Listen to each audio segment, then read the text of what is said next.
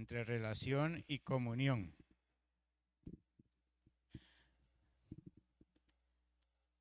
Y discúlpenme que voy a hacer todavía, voy a ir un poco más allá en la pregunta. No solamente estoy dando el espacio de preguntar, sino también de comentar. Así que me gustaría, pastora Katia, que usted nos diga qué entiende usted de esa diferencia. Si hay alguien que le pueda suplir, o puede venir aquí, o le puedan suplir un micrófono. Este,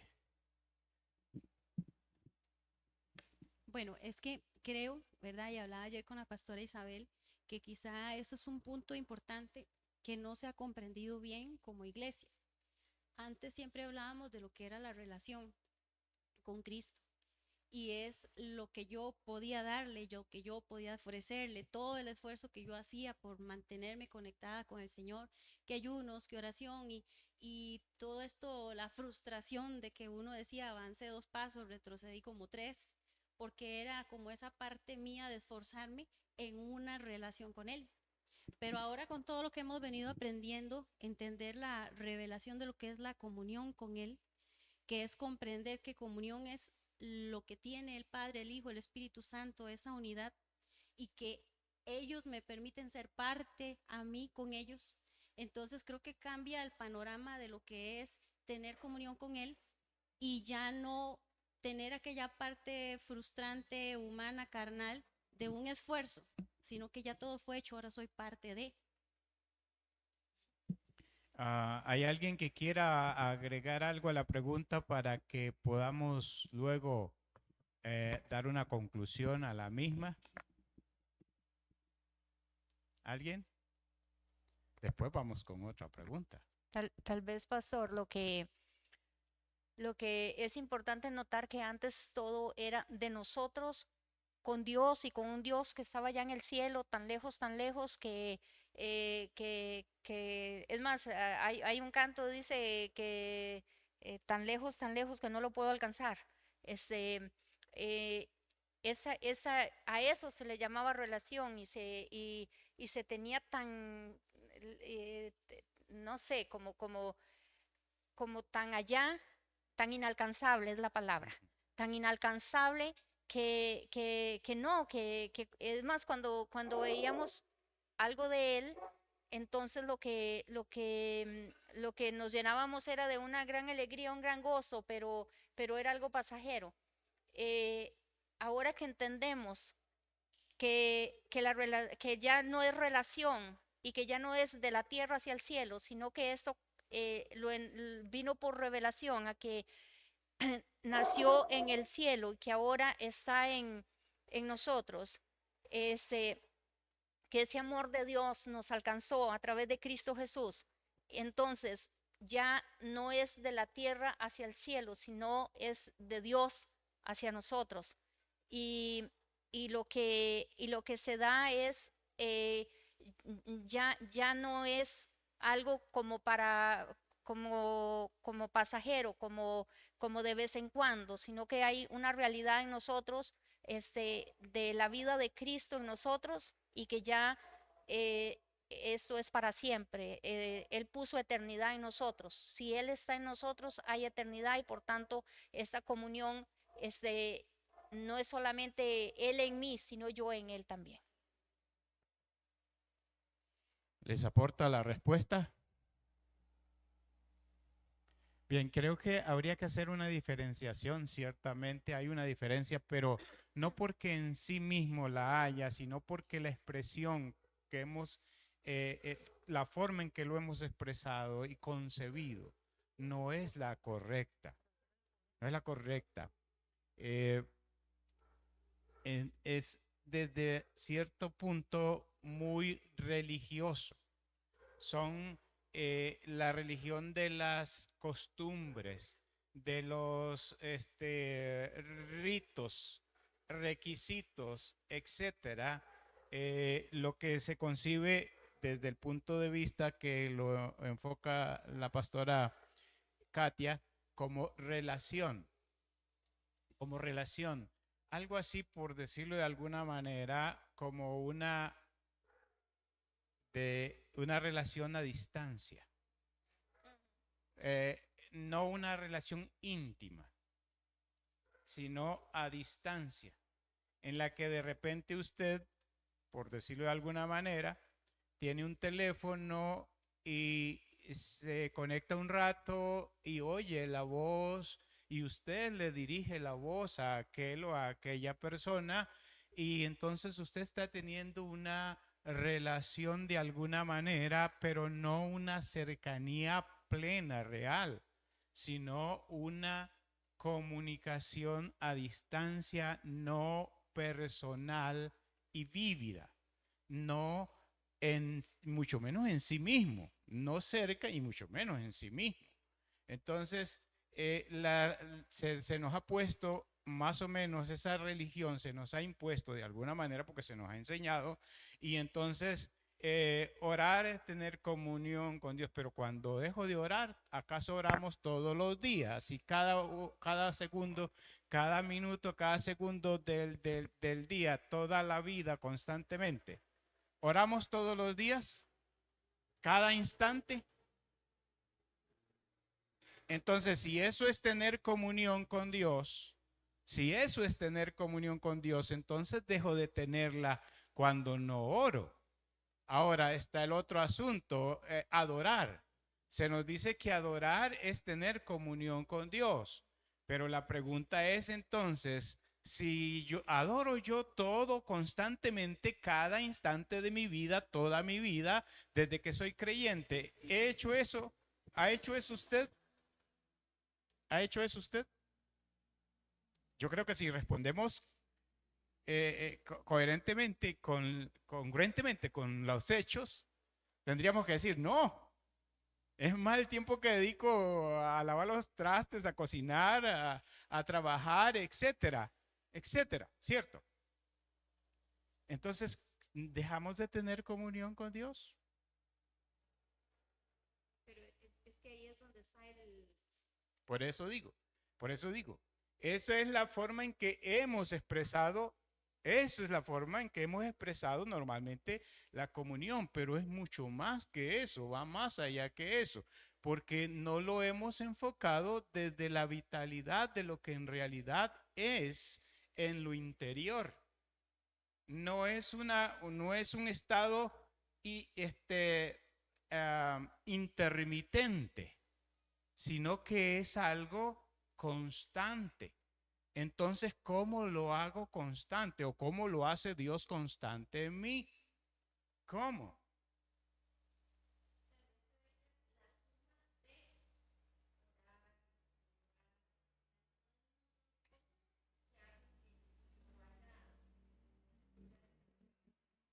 Es más que eso. Puede ser parte de eso, pero es más que eso. Es mucho más que eso. Es que la vida misma de Dios,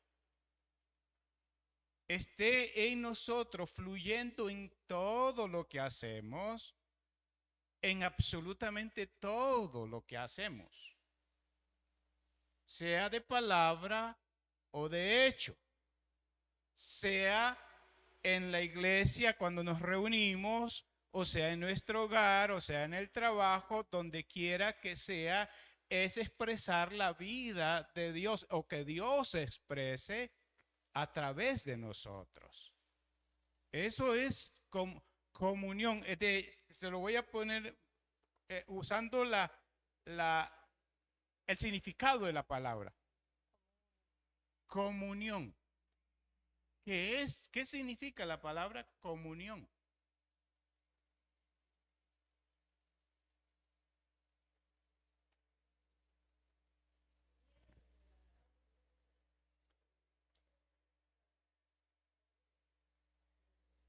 Es cierto, pero hay cierto tipo de comunión.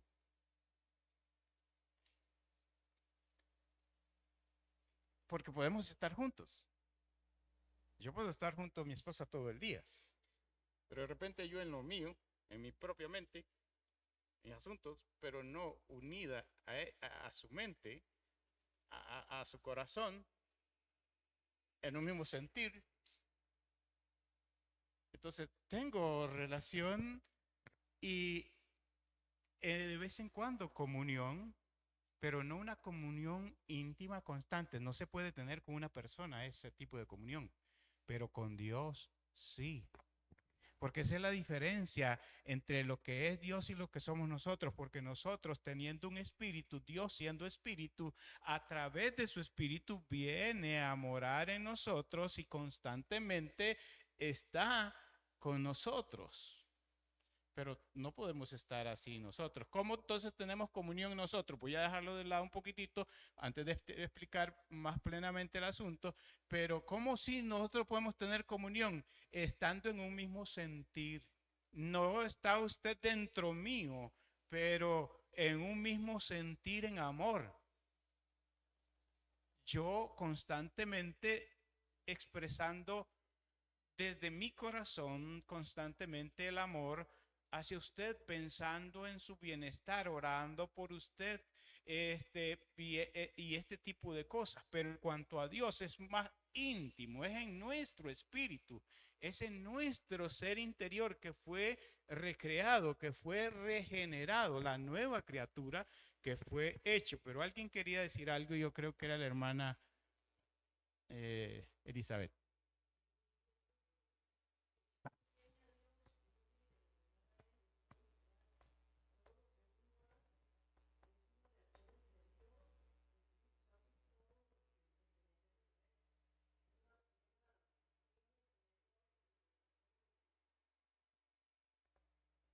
Sí.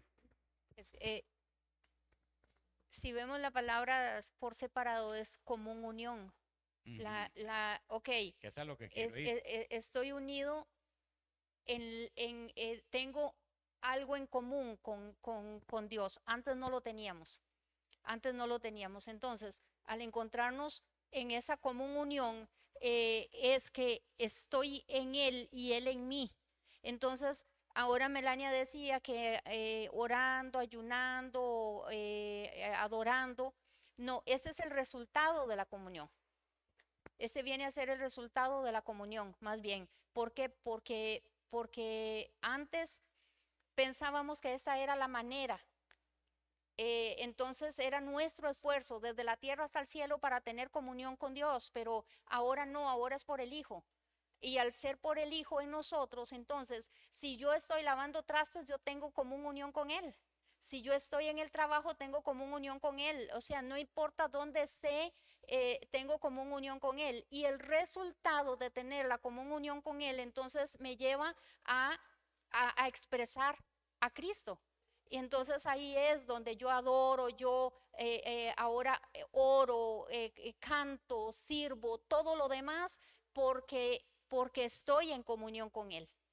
Ahora, ahora bien, comunión, unión en común, pero hay un elemento en que se expresa esa comunión. No es decir, tengo a Cristo en mi corazón. No es decir, Dios mora en mi corazón. Es que hay una forma práctica de expresar la comunión. Hay una forma práctica de expresar la comunión, porque es estar unido en mente y propósito. No es solamente decir habita en mí, es estar unido en mente y propósito. Entonces nos debemos preguntarnos y debemos saber, porque si no, no nos aplicamos a esa verdadera comunión práctica. ¿Cuál es la mente de Dios? ¿Cuál es la mente de Dios? ¿Cuál es la pasión de Dios? ¿En qué Él está empleándose? ¿En qué Él está empleándose para que yo pueda de verdad estar unido a Él? No en un concepto, no en una idea vaga, sino en hechos inclusive tangibles, que puedan verse, que puedan palparse de alguna manera, que puedan medirse, que puedan compararse, qué sé yo, cosas por el estilo. hay dos cosas fundamentales en las que la comunión se muestra efectiva y se muestra práctica. Y es la más importante de ellas, y de esta se deriva la otra, es el amor. Es el amor. O sea, ¿qué es Dios? ¿Cómo sé que estoy unido a Dios, que tengo comunión con Dios, si lo que Él es no estoy siendo yo con Él y Él conmigo? Porque Cristo estaba unido al Padre. ¿Cómo estaban unidos? Porque de la misma manera que Él estaba unido al Padre, nosotros debemos estarlo ahora. Estaba perfectamente unido en una misma mente, sí, no procuraban uno una cosa y otro otra cosa, sino una misma cosa, una solamente, un solo propósito, pero unidos vitalmente en amor, en mente en eso, un solo propósito, pero en vivencia, en vitalidad, en amor, en amor. El Dios estaba amando al Padre dando a su Hijo, pero el Hijo estaba dándose a sí mismo por amor. La misma expresión del Padre hecha práctica en el Hijo. ¿Cómo sabemos que Dios nos amó? ¿Cómo sabemos que Dios nos amó? Pero ¿fue el Padre quien dio la vida?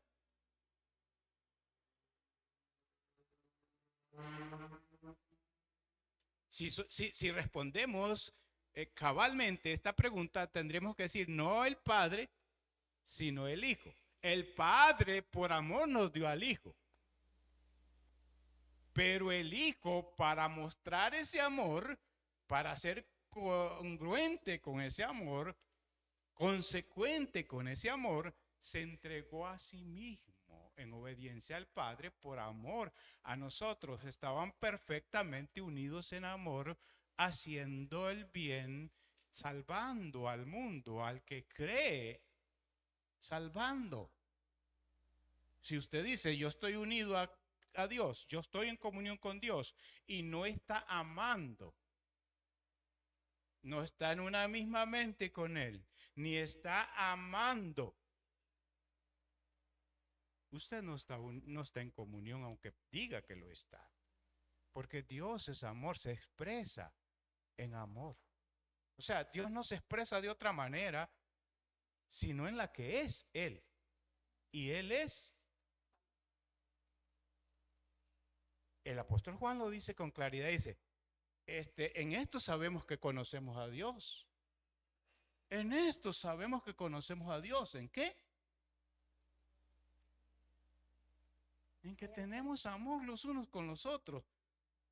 En que nos amamos.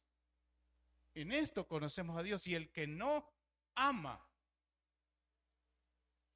no ha conocido. ¿Saben esta palabra conocer desde la perspectiva judía, que es de donde debe tomarse el pensamiento correcto de las escrituras? No es conocer, es decir, yo sé de, sino yo tengo intimidad profunda, unión con. ¿Sabe cómo dice la escritura cuando quiere decir que un hombre y una mujer se unieron en una relación íntima sexual? Se dice, y Adán conoció, dice, a su mujer. ¿Cómo? No era que ya se le había presentado Dios. Sí, de hecho de la misma costilla de él había salido. Y él había reconocido. Pero cuando fueron más íntimos, dice, conoció. Bueno, lo mismo es cierto de la comunión con Dios y de conocer a Dios, hasta que usted se une en amor. No diciendo yo le amo, porque eso de decir yo le amo Eso de decir yo le amo, eso es, se lo voy a poner así, subjetivo. Es subjetivo, ¿cierto o no? Usted puede decir que ama. Y de hecho acostumbramos a decir que ama. Yo creo que la palabra más manoseada es decir amar.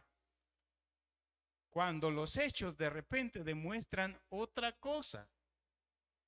Entonces es subjetivo cuando pensamos que creemos que amamos, cuando decimos que sentimos que amamos, pero donde no es subjetivo, sino plenamente objetivo, es en los actos, en, en los hechos. Entienda esta parte es que no podíamos amar. Antes no podíamos amar. ¿Por qué? Porque no teníamos el amor. Amén. Porque Dios es Entonces el amor y nos no debe venir a encontrábamos por nosotros. ahí diciendo, es que, es más, le cantábamos, Cristo, yo te amo, y esa canción tan romántica que hasta que uno lloraba y todo. Han visto que no hemos vuelto a llorar en los cultos, porque antes eran emociones revoloteando ahí y todo, pero diciendo, Cristo, yo te amo, pero en la realidad no era así. ¿Por qué? Porque si no tenemos al Hijo, que es la máxima expresión de amor, entonces, ¿cómo vamos a amar a Dios? Claro, ese es un fundamento, pero no explica lo que es comunión, pero es un fundamento, por supuesto. Usted no puede dar lo que no Tiene. está en usted. Usted no puede dar lo que no está en usted. No puede de ninguna manera, porque ¿de dónde lo va a tomar? Si se supone que usted lo da, es de usted que debe salir, pero si no está en usted, ¿cómo puede darlo? Bueno, la escritura dice que en esto consiste el pacto de gracia, en que Dios puso su espíritu en nuestro corazón y derramó por su espíritu abundantemente el amor de Dios.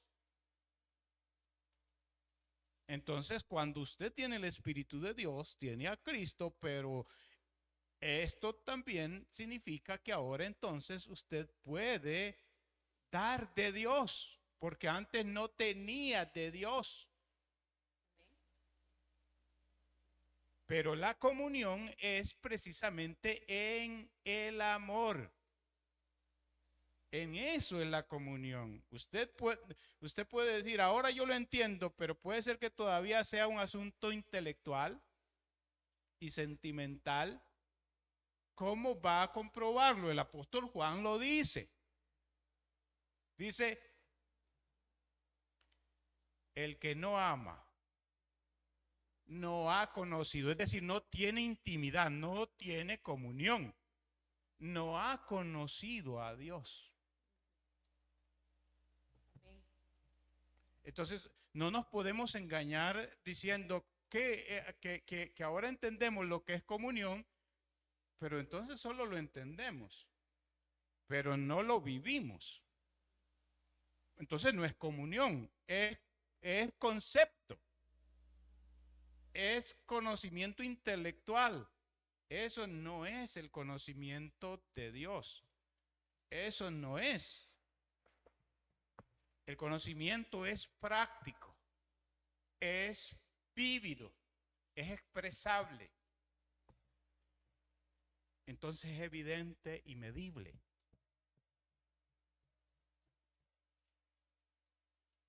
Si un día usted tiene una necesidad y yo digo que tengo comunión con Dios y yo no muestro mi amor para con usted para ayudarle, pudiendo hacerlo, ¿qué le dice a usted eso? ¿O qué nos dice a todos? Que yo tengo una falsa idea de Dios o que soy hipócrita y digo lo que no es verdad. Entonces debe saberse que la comunión no es un asunto de entender que ahora Él vive en nosotros. Es un asunto de practicar el amor. Eso es comunión. La otra cosa, la otra gran cosa que va de la mano, pero es parte de lo mismo, es el servicio. Es el servicio. Cristo vino a mostrar de dos maneras al Padre, de dos maneras la verdad, en el amor y en servir a los demás por amor. No vine a ser servido, sino a servir a muchos y sino a servir y a dar mi vida por muchos, dice el Señor Jesucristo.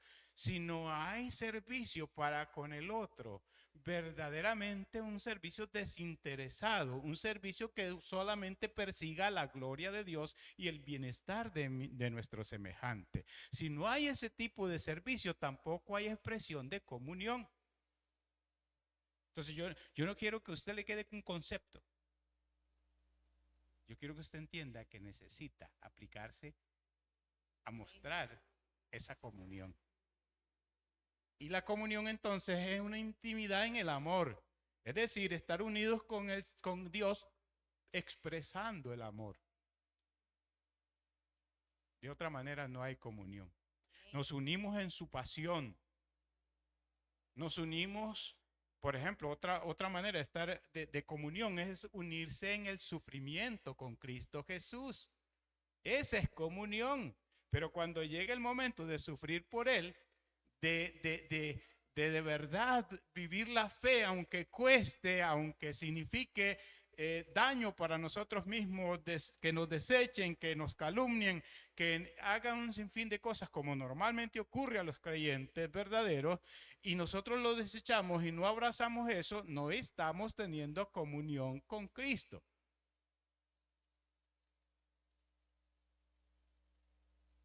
De hecho, la disciplina de los hijos de Dios es el sufrimiento. Es guardar la fe, en fidelidad en el tiempo de angustia, en la adversidad, en las dificultades, etcétera, etcétera. Es sufrir juntamente con Cristo. Entonces, demostramos que tenemos comunión. No solo decimos. Porque si solo decimos, es subjetivo. Puede que sí, pero lo más seguro es que no. Porque si no se ve. Porque si no amamos al hermano que vemos, dice el apóstol Juan. Vamos al asunto práctico de la comunión en amor. ¿Cómo podemos amar a Dios a quien no vemos? ¿Cierto? Si nos amamos unos a otros, Dios permanece en nosotros. Es comunión, vea. Lo que le estoy diciendo. Dios permanece en nosotros. Si nos amamos, no digo, amo a Dios. Usted puede sentir todo lo bonito que quiera delante de Dios. De hecho, allá por allá en mi congregación donde yo nací al evangelio, por allá se cantaba un cántico que decía, y los ojos más bellos son los de mi Jesús, que cuando me miraron, me dieron tierna luz. Un día en el Calvario. Ay, los ojos más bellos. Eso es romanticismo carnal. Sí, se puede sentir bonito, pero es romanticismo carnal. Hay otro canto que dice los besos. Bésame con los besos de tu boca. Ese es de cantar de los cantares. Con besos. Ese es este famoso. Andabas vos por allá, que no vino, que estaba enfermo, que no, Brunet. Sentado sí, pero volvemos a lo carnal más que a lo vital. Es en el amor donde verdaderamente tenemos comunión, sí, pero no es decir con Dios, no, con usted, mi hermano, con usted, mi hermana, entre nosotros. Así sabemos que tenemos comunión con Dios, en que nos amamos los unos a los otros. Así que si usted de verdad quiere entrar en comunión con Dios, no piense que está aprendiendo aquí. Empiece a amar a su hermano. Empiece a servir a su hermano. Empiece a unirse al Señor en su sufrimiento, siendo fiel a través de toda y cualquier circunstancia. Eso es comunión. Lo otro es solamente una apariencia o un conocimiento intelectual. Eso no sirve. Sirve de base. Pero si no se lleva a la práctica, la teoría no sirve de nada. ¿Cierto? Ok. Se puede, yo quise hacer esto y me parece que es importante. A veces, ¿sabe qué? Yo quiero rescatar una cosa que ha sido propia de la iglesia primitiva. Es que la iglesia se reúna y puedan verdaderamente fluir en el espíritu. No solo es que oigan a uno que habla y habla, sino que podamos fluir entre nosotros y que el Espíritu de Dios pueda usar a cualquiera otro de ustedes mientras estamos aquí aprendiendo.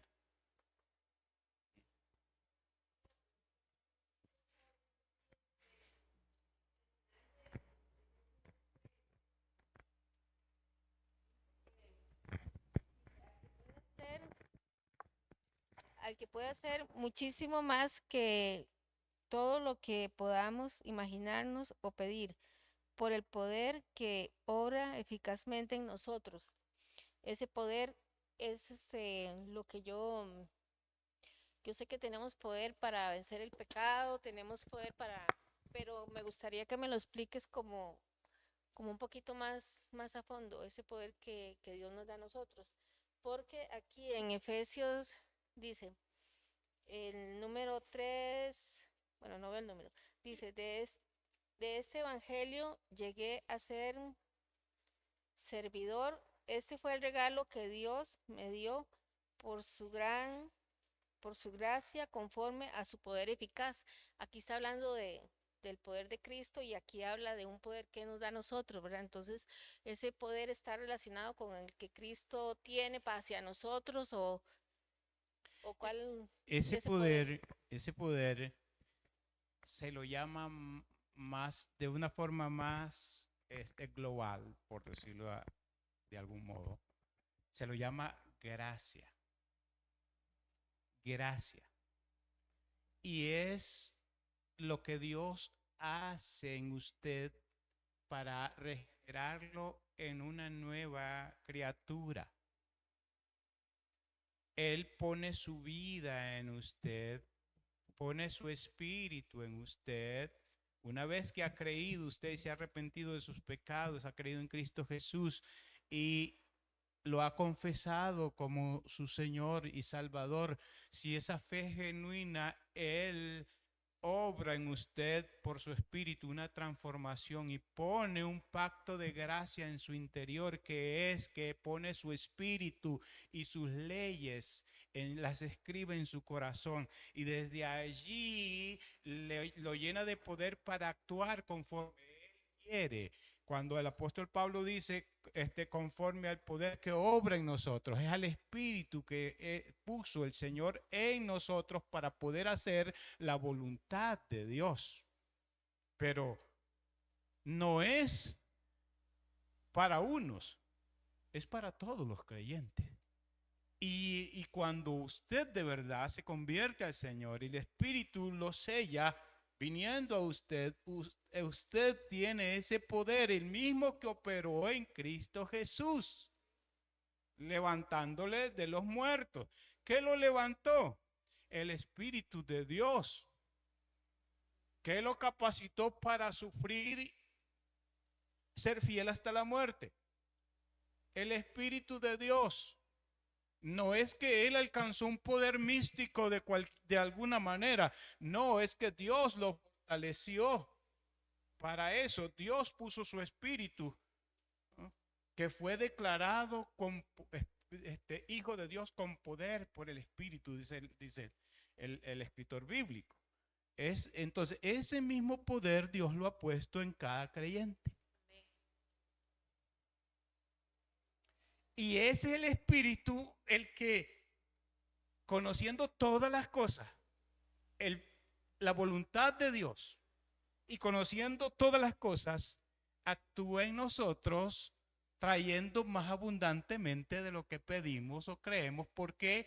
Porque nosotros tenemos un conocimiento imperfecto de las cosas y a veces pedimos lo que no es lo adecuado.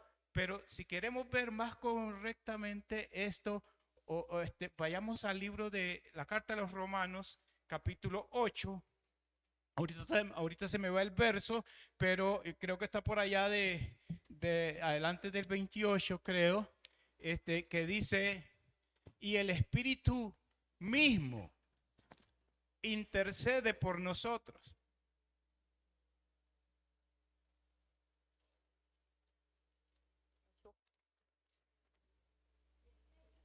Este es el 16. Yo creía que ya estaba por el 28. Sí, es verdad, es cercano al 28. Y de igual manera, pero volvámonos unos dos versos antes para que leamos un poquito de contexto. Porque en esperanza fuimos salvos, pero la esperanza que se ve no es esperanza, porque lo que alguno ve, ¿a qué esperarlo? Pero si esperamos lo que no vemos, con paciencia lo aguardamos. Y el Espíritu mismo, el poder que opera lo que estaba diciendo en Efesios. Y el Espíritu, de igual manera, el Espíritu nos ayuda en nuestras debilidades. Porque, ¿qué hemos de pedir como conviene? No lo sabemos. ¿Pero qué dice? Pero el Espíritu mismo intercede por nosotros con gemidos indecibles.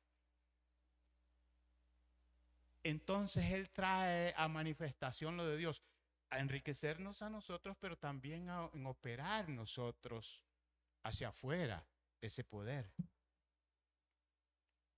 Es entonces el poder que opera en nosotros, es el Espíritu de Dios.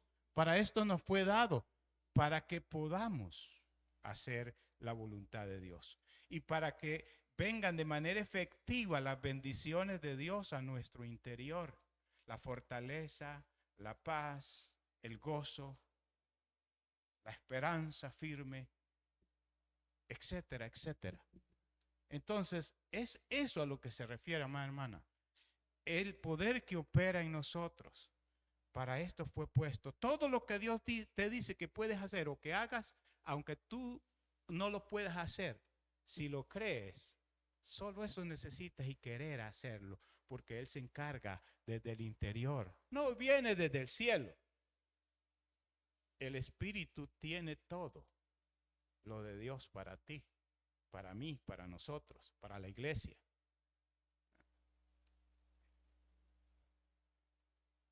Eso es lo que opera. Ese es el poder. Y nos capacita. Nos capacita para todo. Como les he contado en otras ocasiones, yo oraba de esta manera. Exactamente lo que dice ahí. No sabía cómo pedir como conviene. Yo pensaba en la muerte de mis padres y pensaba, Señor, ayúdame porque no voy a poder. Yo sé que más el Espíritu que conoce bien las cosas. Él tomó control. Él tomó control. Cuando llegó ese momento, vea, a veces hasta yo esto no lo he contado a nadie porque siento que como que me por vergüenza. Porque digo, ¿cómo es posible que yo haya sentido eso? Yo estoy seguro que amé profundamente a mi madre. Y habiendo llegado ese momento, en la madrugada del día 30 de mayo, Día de las Madres, en la mañana a desayunar en la soda del Hospital Militar de Managua. Estoy comiendo y llaman y dice, ya falleció. ¿Saben que no fue algo como, wow? Pensé yo que de repente me iba a pasar. ¿Saben qué decía? Ahora lo digo y siempre me ha avergonzado interiormente, pero ahora lo digo porque creo que Dios lo hizo. Solo Él me pudo fortalecer. No me quería ir sin terminar el desayuno. Cosa más rara, ¿verdad? Después de estar tan preocupadísimo toda la vida, desde los 6 años que yo me acordaba de poder pensar en la muerte y pensar en la muerte de mis padres y sobre todo de mi madre, a quien amaba más profundamente que a mi padre, lo confieso, yo pensé que iba a ser terriblemente desgarrador y que yo no iba a poder, pero me fortaleció de tal manera el Señor que yo de verdad dejé con lástima el desayuno y me fui con mis hermanos a ocuparme de eso. ¿Quién pudo haberme fortalecido? ¿Quién pudo haber clamado por mi auxilio? No yo, no yo porque yo era deficiente en mi entendimiento, pero sé una cosa, que el Espíritu de Dios que mora en nuestro interior gime con gemido. Oiga, oiga, no es que ora y dice, ay, ¿verdad que a veces bostezamos cuando estamos orando, nos aperezamos y todo? Él es apasionado y conoce el corazón nuestro y el de Dios. Es apasionado para orar por nosotros, para interceder. Intercede por nosotros con gemidos indecibles. Es decir, con una profundidad, con una pasión imposible de igualar. Ese poder está en usted. Usted de repente dice, no puedo, lo que Dios dice, no puedo. Solo confíe que Dios ya le dio el poder en su interior. Si es que usted ha nacido de nuevo, ha sido hecho una nueva criatura, si es que la vida de Dios ha venido a usted, usted puede. No por usted mismo, sino por el Espíritu que Dios puso en usted. Porque es Cristo mismo actuando como era el Padre en el Hijo, actuando. No es que el mismo Cristo dijo de sí mismo cuando estaba al borde de la muerte, ya orando al pie del monte de los olivos, en el jardín, el huerto llama la escritura de los olivos, diciendo, Padre, y dice que era tan intenso el sufrimiento, la agonía. Dice que oraba y su sudor eran como gotas de sangre que caían al suelo.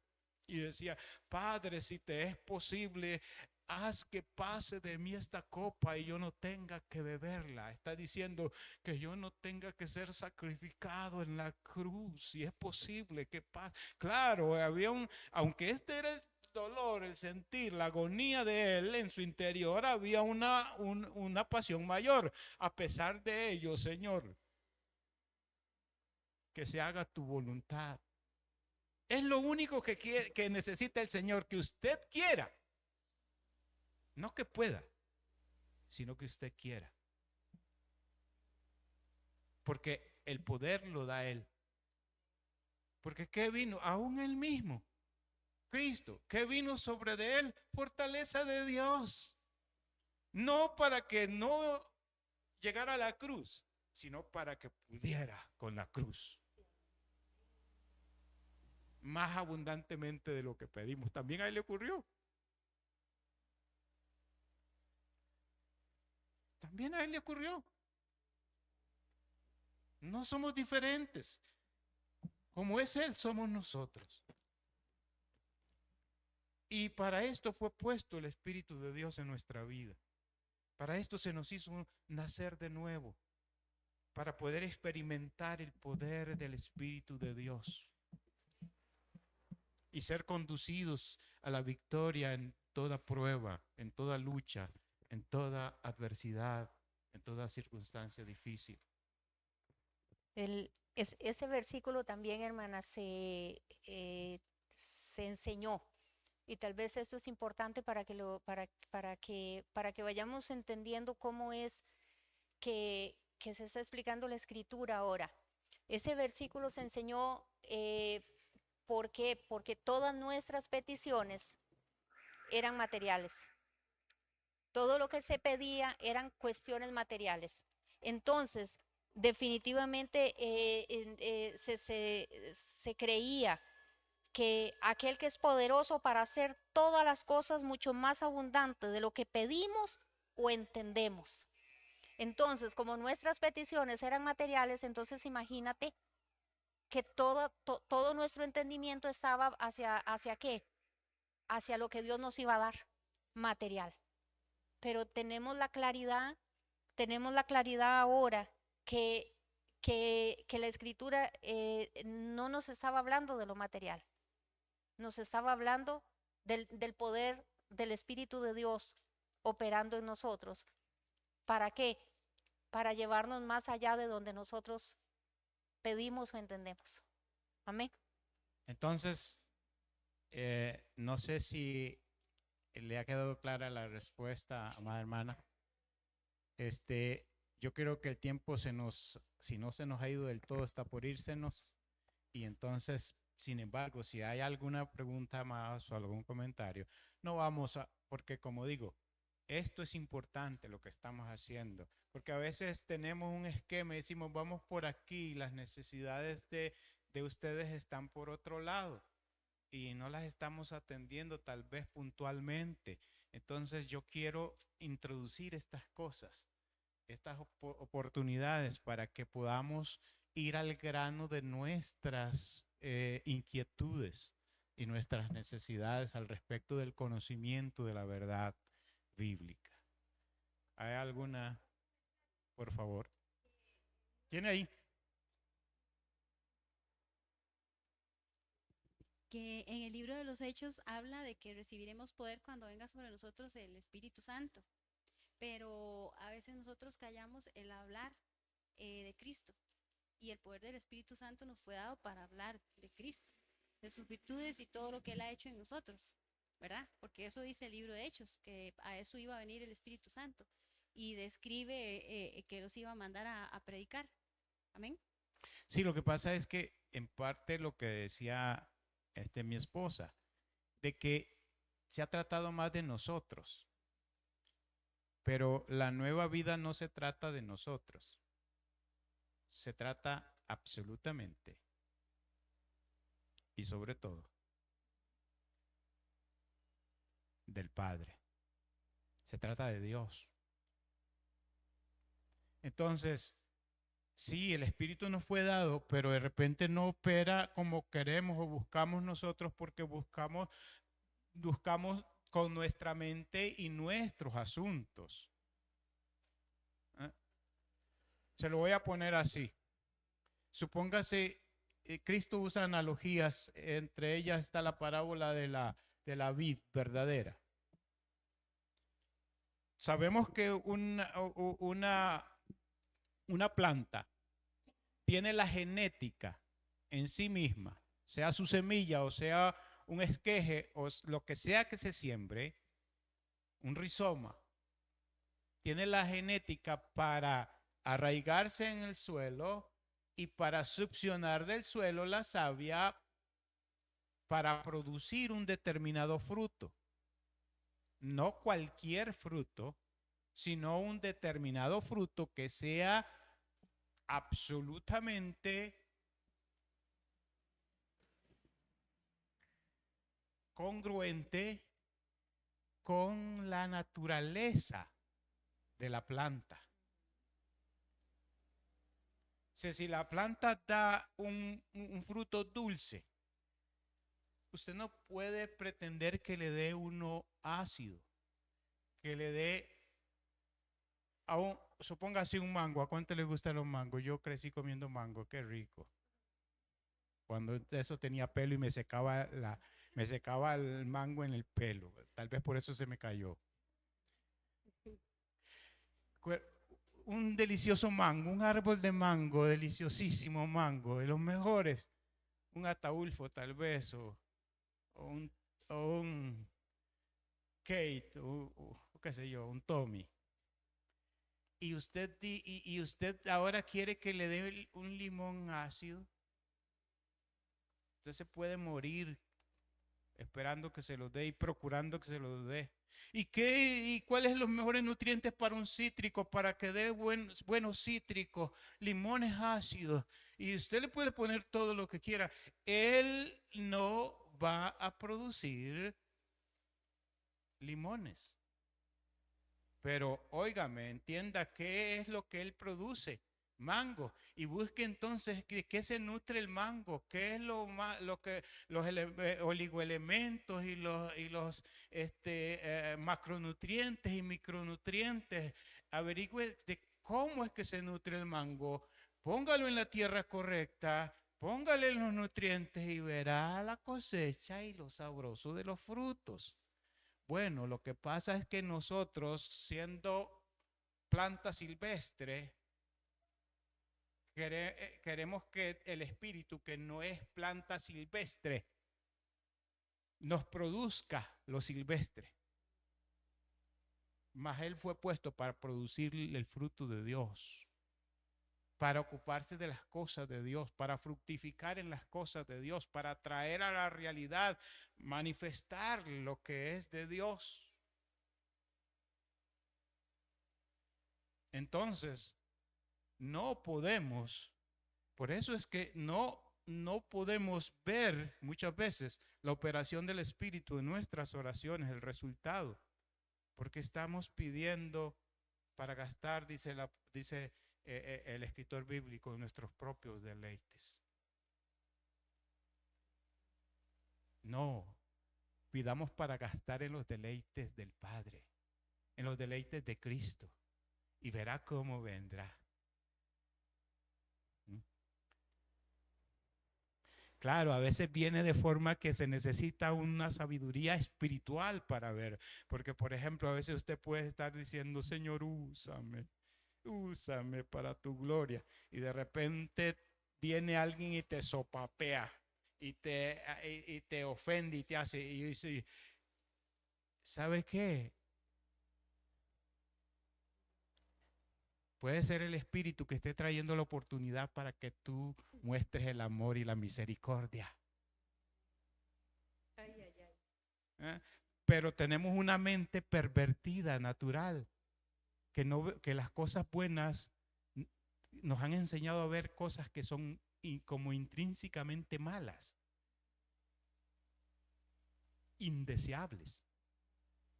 Cuando tenemos una mente transformada por el Espíritu, empezamos a ver diferente las cosas, y aquello que podría ser desechable, más bien es la oportunidad magnífica para dar frutos para Dios. Entonces lo que hay que orar no es, Señor, úsame, Señor, sino, Señor, haz como quieras en mí. Ponme en la oportunidad que tú quieras ponerme. Y luego dame entendimiento, Señor. Dame entendimiento para poder ver. Hubo un tiempo en que yo me quejaba de mi padre por muy mal padre. Y después entendí que la magnífica oportunidad que tenía para mostrarle a Dios en mí. Amándolo a pesar de, sirviéndolo y cuidándolo a pesar de. Claro. Otros de mis hermanos se quejaron. Ese viejo que no se merece. Por el contrario, no porque yo sea mejor que ellos de ninguna manera, sino por lo que Dios ha hecho en mí. Yo tenía placer de gastarme a mí mismo haciéndole una casita, por ejemplo. No he trabajado tanto para mí mismo como trabajé para aquel viejo mío.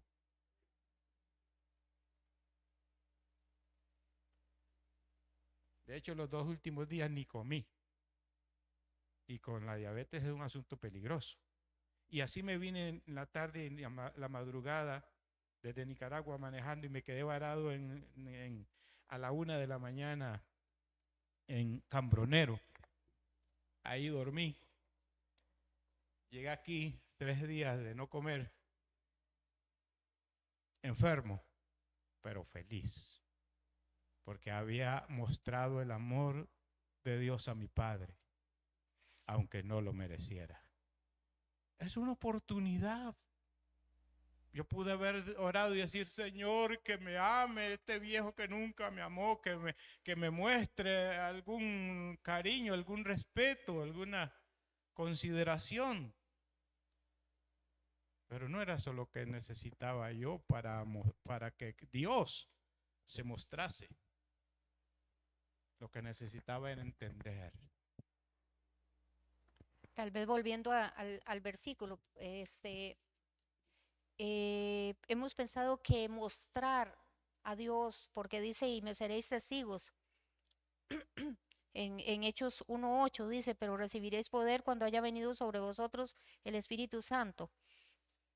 Y me seréis testigos en Jerusalén, en Samaria y hasta lo último de la tierra. El ser testigo no solamente es hablar, sino es la expresión de Cristo mismo en nosotros. A veces sin palabras estamos siendo testigos. Amén. Sin palabras estamos siendo testigos. A veces hablamos mucho y hacemos poco. A veces con las palabras envolvemos a la gente, pero a veces con un acto nada más pueden ver a Dios. Amén. Algunas veces yo les he dicho a ustedes, ha pasado gente acá por Yesed que en determinado momento de repente me han dicho, pastora, pero ¿por qué se le ayuda a alguien así? ¿Por qué se le ha colaborado? Mi respuesta ha sido, ellos necesitan irse de acá habiéndosele mostrado el amor de Dios. Amén. Porque algunas veces ha sido con atenderles y explicarles algunas cosas, otras veces ha sido con lo material y otras veces ha sido con un abrazo. Entonces, independientemente, no estoy diciendo que eso lo hayan dado los pastores de acá. Si alguno de ustedes da un abrazo, entendido que es la administración del Espíritu Santo para esa persona, porque Dios te está llevando ahí y que lo que estamos haciendo, lo estamos haciendo para honrar al Señor, entonces ahí nos encontramos siendo testigos de Él. Amén. Bien, yo creo que ahora sí tengo que dejar este lugar. Nada más quiero proponerles un ejercicio, una tarea. Como estamos aprendiendo de Primera de Corintios en los jueves y no hemos todavía avanzado mucho, ¿qué tal si usted en lo que va de la semana, estos 8 días hasta que vuelva el jueves, se da la tarea de leer y estudiar el primer y segundo capítulo de la primera carta a los Corintios? Y si tiene preguntas aquel día, vamos entonces a seguir en la enseñanza, pero si tiene preguntas puntuales al respecto de lo que allí dice, también las vamos a evacuar. Esto le va a ayudar a usted a entender más fácilmente cuando se le esté explicando las cosas. Así que tómeselo en serio, la petición que le estoy haciendo. Vaya y empléese en leer y estudiar y meditar en los 2 primeros capítulos de Primera de Corintios. Bien, ¿quién termina aquí?